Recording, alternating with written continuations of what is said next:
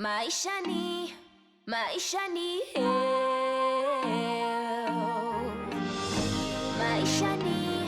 Maisha ni health.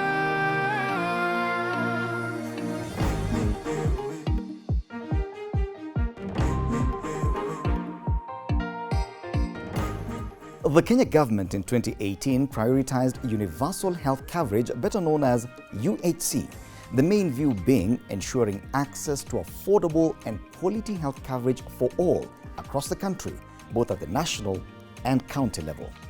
Now, UHC was piloted in 4 counties of Nyeri, Isiolo, Kisumu, and Machakos. This is MAISHA NI HEALTH, a series of TV programs where we highlight the progress and achievements of UHC as envisioned in the government's Big 4 agenda. We do this by bringing you real stories of the beneficiaries as well as the players behind this great undertaking. Now, for the very first episode, we are in Nyeri County, where our main focus will be on the National Health Insurance Fund, NHIF, as well as the Managed Equipment Service, MES. Let's now join my colleague Mutala Mukosia for more. Today we are at Nyeri County, meeting the people and seeking their views on public healthcare system. Let's see what you got today. Mimi naitwa Mutala Mukosia. Wewe unaitwa nani? Mimi naitwa Genesis. Yes. Tukipiki kutoka hapa upande wa Nyeri. Sasa nilikuwa nauliza kuhusu mambo ya public healthcare system. Kumekuwa katika hospitali zetu kuna mambo ambayo serikali ilileta ya dialysis, kuna mashine nyingi ambazo za kusaidia katika mambo ya kansa na mashine nyingi za kuwezesha shughuli za afya. Hizi shughuli sasa hizi unaweza zipata hapa Nyeri. Si lazima uende Nairobi ama uende nchi zingine. Ukiangalia na miaka za nyuma ambazo hizi mashine zilikuwepo, unaweza semaje? Mashine zile ziko raundi hii zinaangalia mwili wa mtu, ugonjwa mahali iko. Ni mashini za hali ya juu, unakuta inapima mtu kama ni kansa, ina reflect mahali ugonjwa hiyo iko. Before iko diagnosed, ilikuwa ina take time, but right now ukienda hosi unaambiwa you have signs of certain disease like cancer, immediately unafanywa MRI because they are readily available. Kaa kitambo kulikuwa na venye watu walikuwa na shughulikiwa na unaona kaa watu wana fundraising hivi wafanywe matibabu, lakini saa hii government imesaidia na hizi NHIF zinasimamia mambo kaa hizo. Watu walikuwa naenda bari, time yako bado pia unatumia muda wako mrefu na masaa yako mingi ukifanya hizo shughuli, lakini saa hii ziko karibu, kwa hivyo tuko sawa. Nashukuru sana. Haya basi mtazamaji, hiyo ni mitazamo ya watu tofauti tofauti katika kaunti ya Nyeri wakiwa na mitazamo kuhusiana na swala hili zima la afya na kuletwa katika hizi hospitali zetu kuanzia kote nchini. Tukisema hivyo hapa Nyeri ambapo tukusikia leo, unaona kuna kuwa na mitazamo, watu wana mitazamo tofauti tofauti, yapi ambayo wameweza kufaidika na yapi ambayo wanafaa, yani serikali inafaa kuwezesha hata zaidi. Mimi naitwa Mutala Mukosia, tukiwa maeneo ya Nyeri, na kumbuka wa show ni Maisha ni Health. Maisha ni health. Maisha ni health. Maisha ndio afya. Maisha ni health. Kwa majina naitwa Mbadli Simon Deuri, na hapa tupo ni Nyeri Central Gatitu Sublocation. Baada ya kufanyia serikali kazi nimekuwa mwalimu, alafu ilipoisha 2010 nikaanza kazi ya tax Nyeri Town. Ndio niligundua kuna ugonjwa unanitafuta. Since I've improved as far as health is concerned, mine is to go back to the transport industry so that I can cater for the family as far as the family needs are concerned, and they do other businesses like the rearing of chicken, goats, like that, to provide for the family. Nimesumbuliwa na ugonjwa wa cancer. Dawa zile zilikuwa very strong, kwa hivyo zilinifanya niwe na hypertension, na nilipokuwa hypertensive basi ndio kidney ikawa affected, nikawa na kidney failure, na ndipo hapo nikaanza dialysis Kenyatta National Hospital. Kutoka hapo nikaja Nyeri PGH, nikaendelea na dialysis na mpaka wa leo ndio naendelea na dialysis. Every week I attend the dialysis on Mondays and Thursdays. Imesaidia kwa sababu kama vile nilikuwa naenda Kenyatta na tulikuwa natoka hapa usiku saa 7 naenda Kenyatta na shida huko, jioni narudi, lakini hapa hiyo mambo yote ya safari imepunguzwa kwenda Nyeri.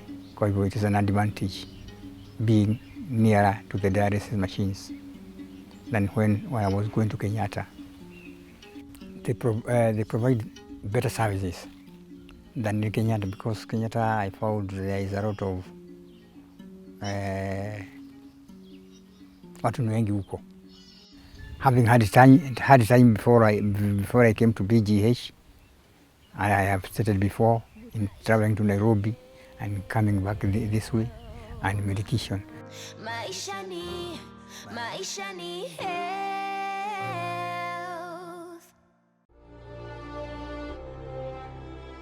For many decades since independence, there was only one referral hospital in the country. Kenyatta National Hospital was the only facility with specialized equipment to handle chronic illnesses.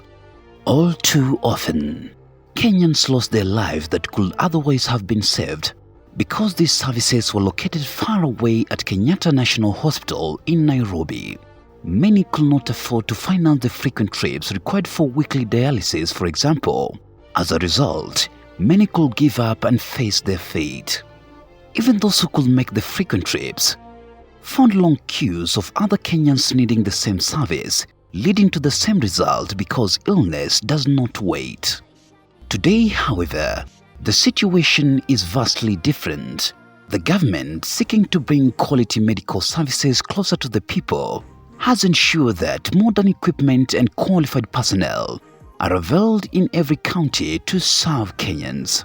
Through the Managed Equipment Service project, my administration has supplied 1,241 pieces of specialized medical equipment, with 113 hospitals being equipped in 47 counties at a cost of Kenya shillings 43 billion. This array of equipment covers a wide range of medical needs, from dialysis, surgical, radiology imaging, orthopedic to oncology treatment. What about qualified medical professionals to operate this equipment and manage the treatment protocols? Honorable members, regarding medical training, the number of Kenya medical training college campuses has increased from 28 campuses in 2013 to 71 campuses today. To achieve universal health coverage, there are many components that are needed to work together seamlessly. The MAISH program, coupled with qualified medical personnel, is a key component without which the aspiration to Medicare for all Kenyans would flounder. It is also imperative that the equipment is at par with the global standards, and the training curriculum for medical personnel meets the same high standard. We are currently training 7 programs, and we are planning to increase the programs to be able to meet the demand of the community. The programs that we are training are geared towards delivering that component of universal health coverage. The examples of the trainings that we offer here include nursing, and it is called community health nursing. Number 2, clinical medicine. Clinical medicine normally offer clinical work. Then number 3, we have pharmacy. Pharmacy students are being trained to be able to dispense drugs. Medical imaging science, that's number 4. Students who are being trained to be able to handle X-ray machines, to be able to handle MRI machines, CT scan machines. So in universal health coverage, that component is key, and you realize that even the government gave equipment to hospitals. Medical laboratory sciences are students who are trained on medical laboratory scientists are the ones who will go to the laboratory. We imagine of a bacteria, of a virus, we imagine of a parasite, but these students are trained to see them. We have introduced a new program, that's the 7th one, called Emergency Medical Technician course. You've realized in our community setup, accidents may occur. And the people who address those accidents, the people who will help the victims, are people who are not trained. So now we have emergency medical technicians who will be able to respond to any emergency. One of the things we are doing in the training of these health workers, most of it is practical. A larger percentage of it is practical. So we give them theory, and then they go and practice. They do a practical component. Right now, for the practical part, we purely use a skills lab, and we have the state-of-the-art equipment for skills lab demonstrations. We have a spacious skills lab for that purpose. KMTC Nyeri is one of the many campuses of KMTC. They are close to 75 campuses now, training almost similar programs, but diverse. All the 47 counties are beneficiaries of the Managed Equipment Service, meaning that Kenyans in all parts of the country can access medical services that they hitherto had to travel long distances to access. Can Kenyans afford to pay to use this equipment?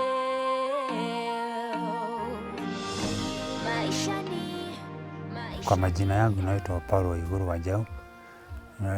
Mimi hapa ndiye nyumbani.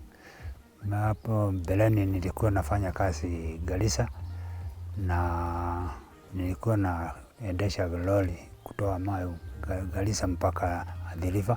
Nilianza kusikia mwili yangu haiko sawasawa, ndiye nikaenda hospitali. Kwenda hospitali nikasemekana niko na ugonjwa hii ya sukari, na hiyo ilikuwa mwaka wa 2019 ndiye nikasimamishwa kazi sababu ya hii ugonjwa ya COVID. Kutoka hapo nikakuja nyumbani 2021, nikashikwa na ugonjwa ya pressure. Huo mwaka tu mwezi wa 11 nikashikwa na hii ugonjwa ya figo.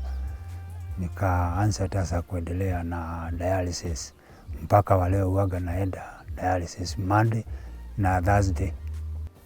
Sasa niko na matumaini tu sababu ile dialysis naenda naona nimetapona. Mimi niko na mpango yangu ni ya kulima vitunguu angalau tukae maisha mzuri.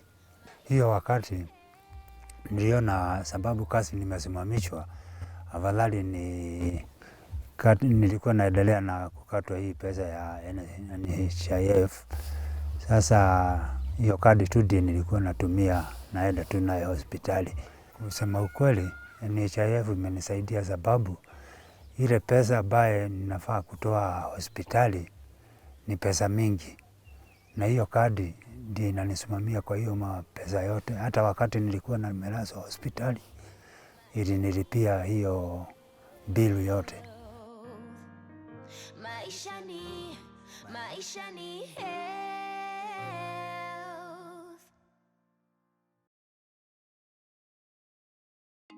Maisha ni health. What is this universal health coverage? It simply means that everyone has access to the healthcare that they need, to the quality healthcare that they need without suffering financial hardship. It does not mean it is free. It does not mean it is a scheme. It just means that everywhere where they are, they can be able to access quality healthcare that they need without suffering financial hardship. without becoming poor, without becoming impoverished. Now, for us to get UHC, it means we must invest. We must invest in human resource, we must invest in equipment, we must invest in hospitals, we must have the financing. So where NHIF comes in is to ensure we have adequate financing for UHC. It is to ensure that Kenyans are protected from being poor as they seek medical services. So if you think of NHIF as a basket, or if you think of the chamas, the merry-go-rounds that women have, so NHIF, Kenyans will contribute into that basket, slowly by slowly, small amounts of money every month. For now, it's about 500 per month, per household. And remember, a household has several people, about 6,000 per year.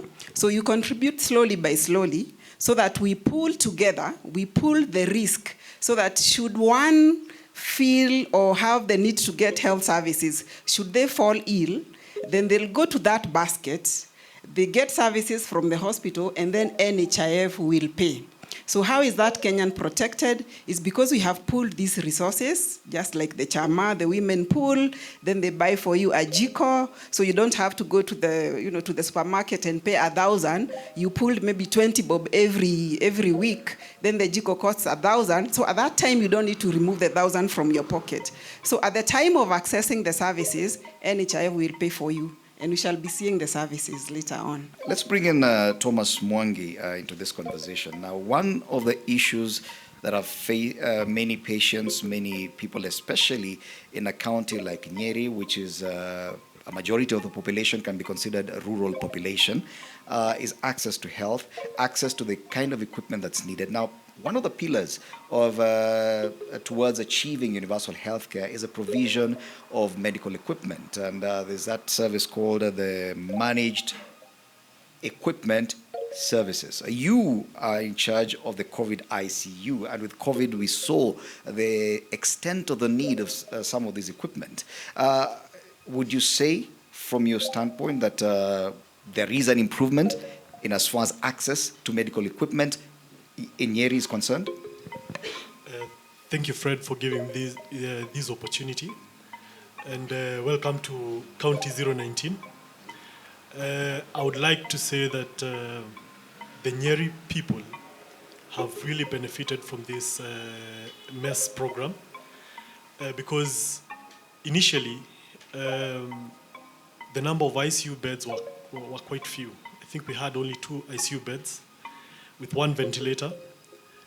As we speak, we have a COVID ICU and a general ICU. The COVID ICU, we have 3 beds, all of them with ventilators and backup ventilators, just in case of something.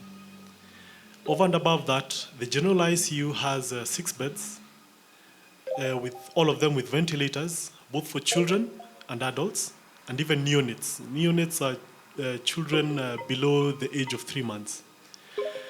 Over and above that, the benefit has been tremendous, and we have seen that even other counties, not only the county of Nyeri, have been benefiting from these equipments, because we've had people coming as far as, patients coming as far as Marsabit to come and access these facilities. Okay.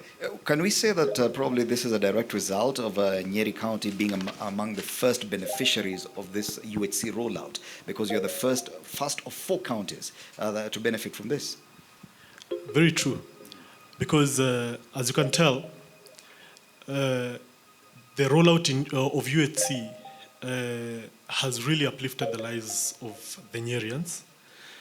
Over and above that, the continued access of quality healthcare has been entrenched in our systems.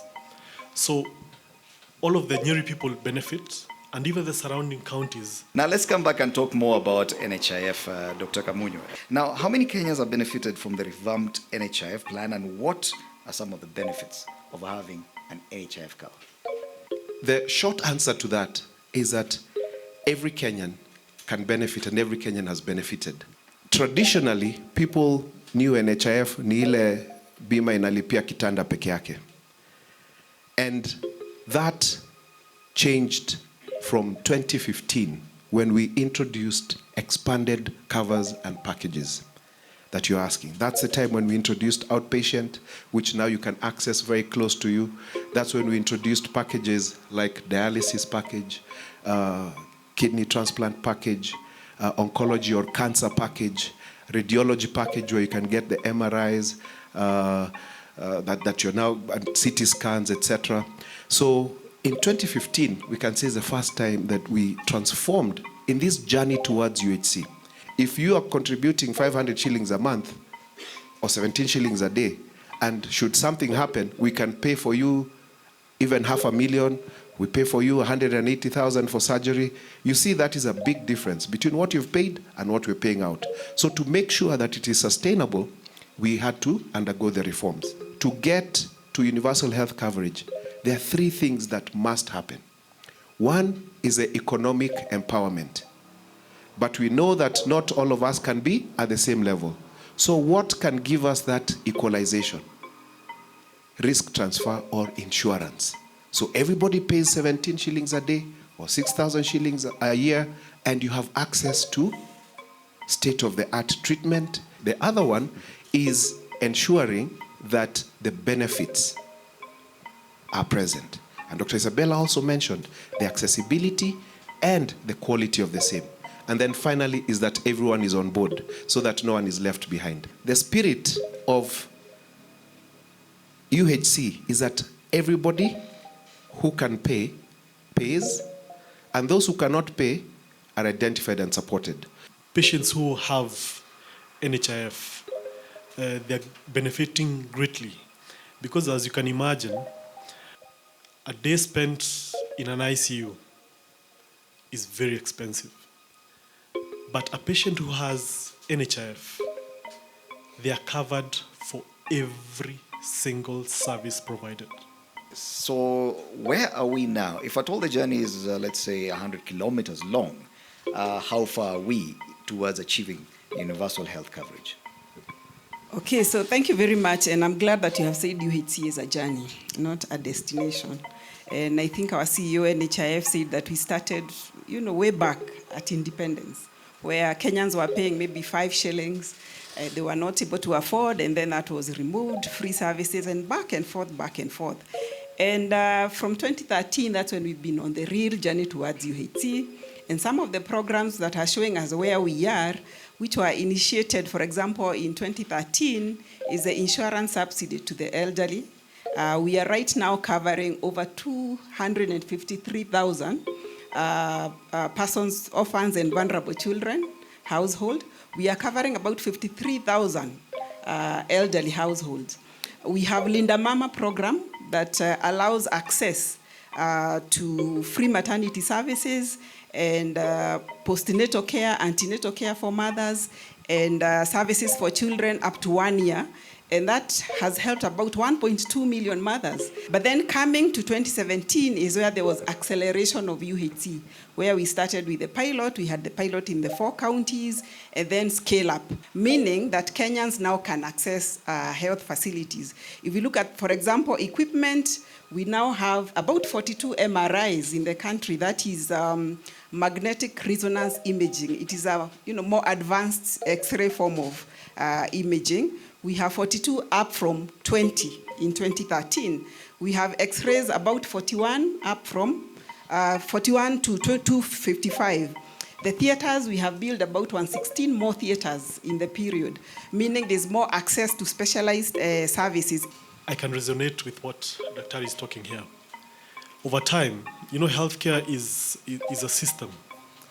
Healthcare is about not only the infrastructure, but also the human resource. Over time, more and more people are specializing in different areas. We're having consultants for different conditions, different departments, and this has been growing more and more. And even as we speak, Nyeri has quite a number of doctors who are already in school, continuing. and we are having more consultants already coming onto the pool. Now, compare the availability and quality of medical personnel and equipment today compared to, let's give it 8 or 10 years ago. It is so evident, it is being felt on the ground, because some of these things were unheard of, even when us guys were in school. So we've seen the changes in what we call the investments in health, the health facilities, the equipment, the commodities availability. So those are supposed then to lead to better health outcomes. So what we have seen, for example, if I look at antenatal care attendance, previously by 2013, if you take 10 mothers, only 4 were attending antenatal care. But because of Linda Mama, which is part of UHC, about 8 of them are now attending antenatal care. That helps in preventing any maternal complications when a mother is pregnant. If we look at deliveries, the same trend. And we want Kenyans to be healthy, to be able to participate in productivity for the nation. Thank you very much. Thank you so much, Dr. Maina and all my panelists. After this, we're going to be fielding questions from our audience here. We do have beneficiaries of UHC. We do have medical students in our audience, and they'll be asking our panelists those pertinent questions. Don't go too far. Asante sana Fred. Kwa hivyo tunaenda katika hadhira ambayo tunataka kuzungumza nao kuhusu maswali gani ambayo uko nao kwa wageni wetu. I'm a beneficiary of UHC and NHIF from prostate cancer. And these two departments have really done good as far as we as patients are concerned. But what I would like to ask is whether the two bodies can see as far as provision of health technicians are there as far as the dialysis is concerned, because the ones that we have seem to be stretched. What is NHIF doing as far as this field is concerned? Thank you. So for us to ensure that they are technicians is to ensure that we pay regularly, and our turnaround time after you've gotten your service is given in good time. So with the reimbursement and making sure that it is fair and making sure that it is paid on time, then the facilities will be able to use that money to ensure that the service is available and the technicians are present. For me to enjoy UHC, must I be a contributor of NHIF? Thank you. That is a very interesting question, because when we go back to the definition of UHC, is everyone has access to healthcare they need without suffering financial hardship. So if you have enough money in your pocket that you can go and seek services from any hospital, whatever the cost, you're actually experiencing your UHC because you're not going into financial hardship. But do we have that money to be able to pay for healthcare anytime, anywhere? No, we don't. And we've also seen even people of very high means struggling with a hospital bill because when it comes, you're not prepared, you don't know what it is, and you don't know the extent. So, NHIF, in that model of financing called output-based model or insurance model, is you transfer your risk.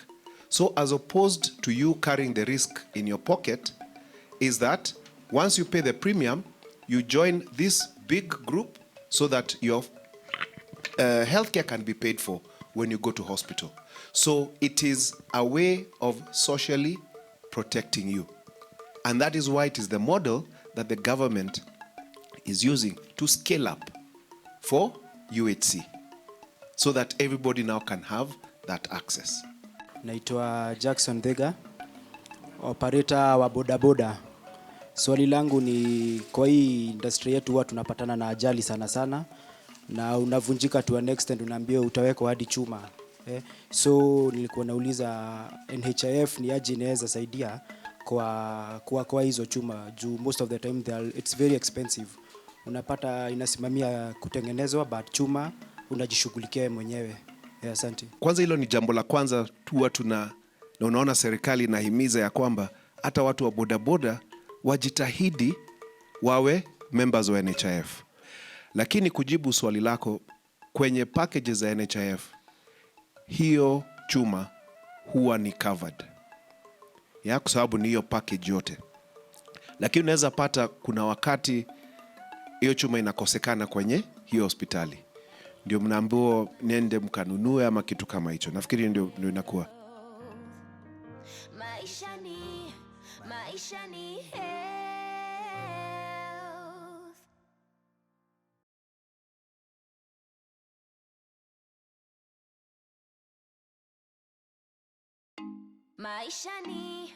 Maisha ni health. Si watu wa Nyeri kama sisi na viongozi tukitaka kujua kwa hii PGH kuna mashini ngapi na ni za aina gani, kwa sababu tukiwa nje na tujui kuna mashini aina gani, itatufanya pengine tuende Nairobi tukatafuta hiyo mashini na pengine tumia medical equipment tunatumezea cha Nyeri. I can enumerate them. We can start with the CT scan. There's a CT scan that is functional. Not only functional, it has a consultant radiologist also manning it. There is an MRI, that is magnetic resonance imaging. Any diagnosis that is not been seen on a CT scan inafanywa na MRI. There is an X-ray machine which is also functional, and there is a dental X-ray.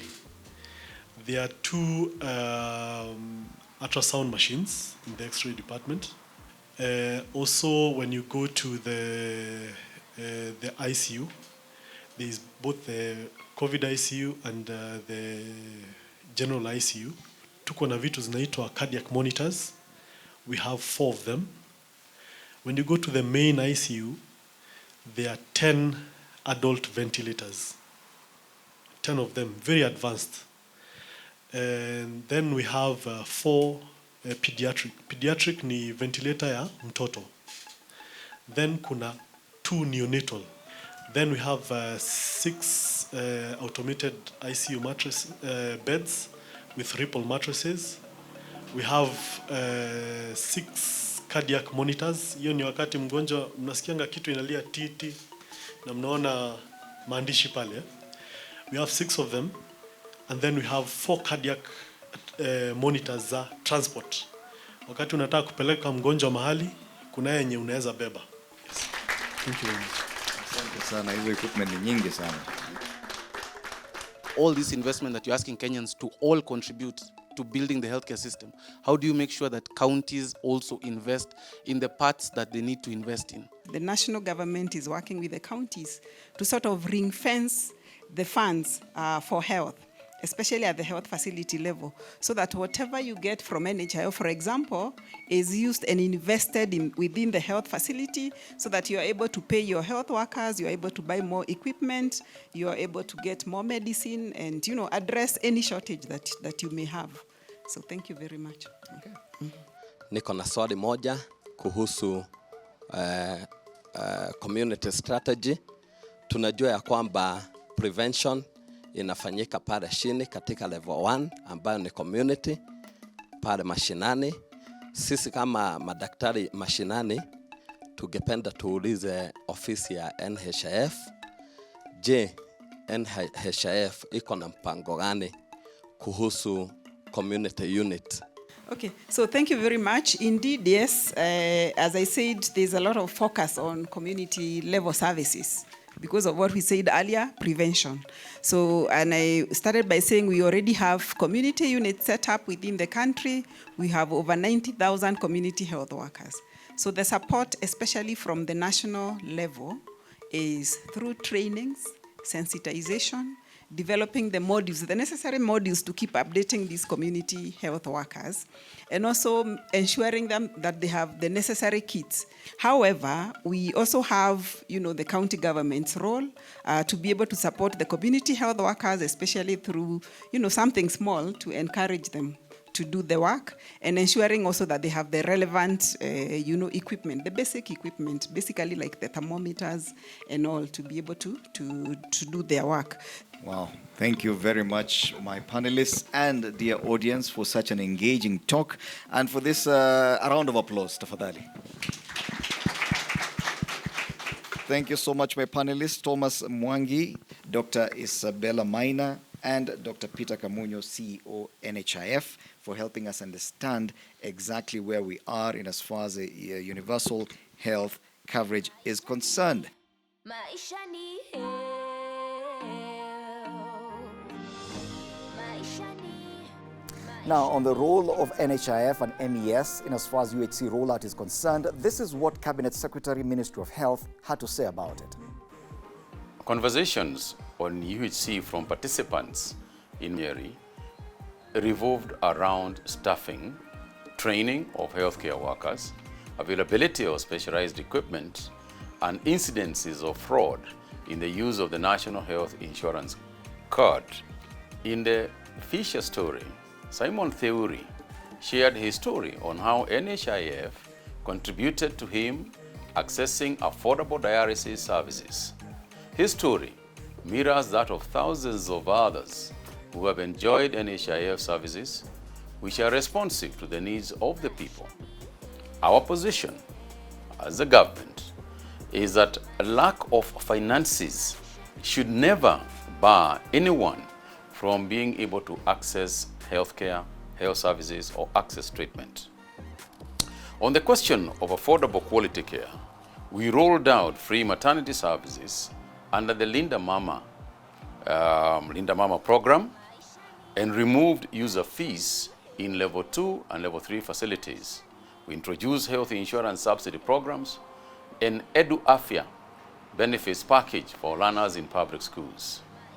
We also equipped 96 hospitals with modern diagnostic and managed equipment for specialized services in the country.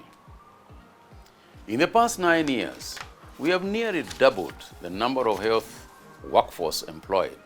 Currently, we have over 75,000 healthcare workers in our payroll, and we continue to churn out healthcare workers from the 71 Kenya medical training colleges across 44 counties, not to mention the ones being trained in the private sector and the ones being trained in universities and other institutions of learning.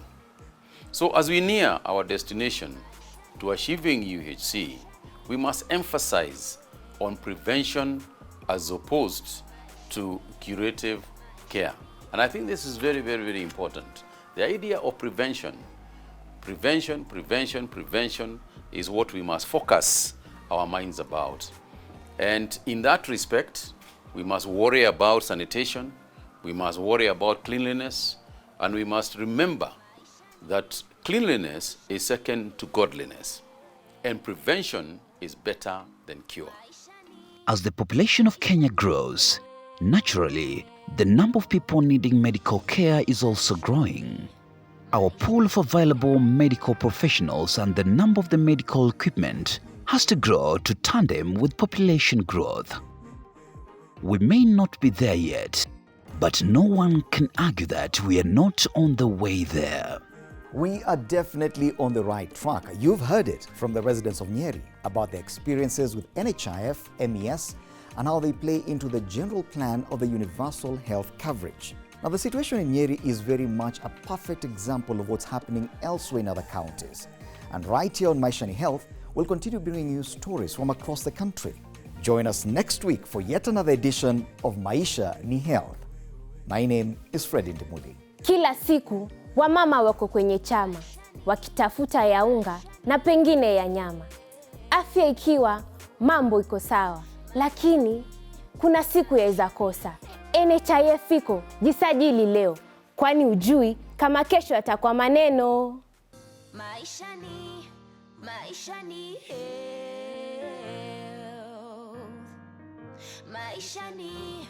Maisha ni health.